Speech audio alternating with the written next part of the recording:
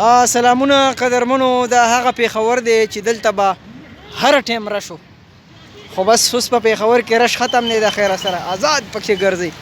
نه رښتیا دغلته مخامخ احتجاج روان دی، د هغې دپاره یې دا ګیټونه بند کړي دي. نو اوس چې کوم دی نو رش پکې ختم دی، بلا خلک راجمع دي. مخکې تپوس کوو چې یاره دا ملګري څه دپاره راجمع شوي دي او دوی غوښتنې څه دي.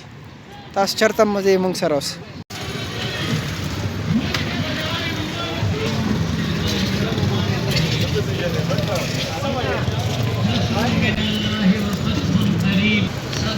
کومه نفري وله راغلی خیال مو دی کتونکو؟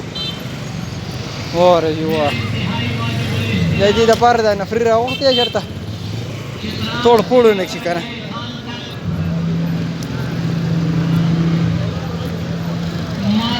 د کاکا نه تپوس کوو ورېږه. ای کاکا السلام علیکم، دا د پنشن والا؟ دا پنشن والا کې سرکاري ملازمین دي ټول. دا ټول سرکاري ملازمین د هرې محکمې، د هرې محکمې ټیچر شامل دي، دي کې هیلث والے شامل دي، دي کې ایریګیشن والے شامل دي، ټول سرکاري. د دې غوښتنه څه ده؟ د دې غوښتنه چې د پنشن کې دي د کټوتي کوي، کمای یې ولا کنه. نو دوی ورته وایي چې ما غمره دي نه به کموي. نو څه وایي چې تر څو پورې مذاکره څوک روان دي راغلي دي؟ صدران تللي دي. ښه او هغوی ورسره خبرې شوې ښه ناست دي هغلته اوسه، چې هغوی اوس څه خبر چې هغوی د تکالو کې چې ځئ نو به ځئ به کې نه ناست به یې هغوی سره مذاکره شوې. صحیح.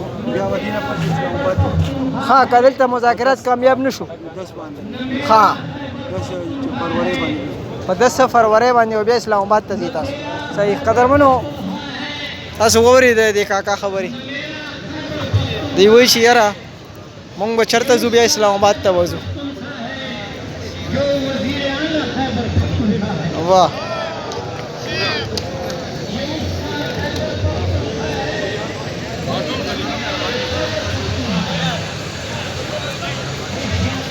په دې کې د هرې محکمې کسان شامل دي او دا تر هغه وخته به جاري وي چې تر څو پورې مذاکرات کامیاب شوي نه وي. وایي چې زموږ صدران تللي دي او صدران به هغې کې چې کوم دی نو مذاکرات کوي هغلته، او که هغوی مذاکرات کامیاب شو خو ټیک دی، او که کامیاب نه شو که هغوی موږ ته کال راکړو چې ځئ نو موږ به ځو.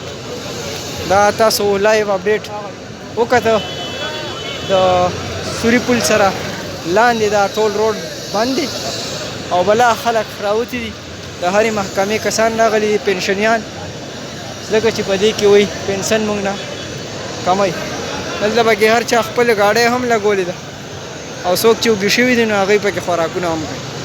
او دا ویډیو مخکې شیر کوئ چې هر چا ته اوسي. الله خوشحاله ساته، تل بریالي اوسئ. الله په امان.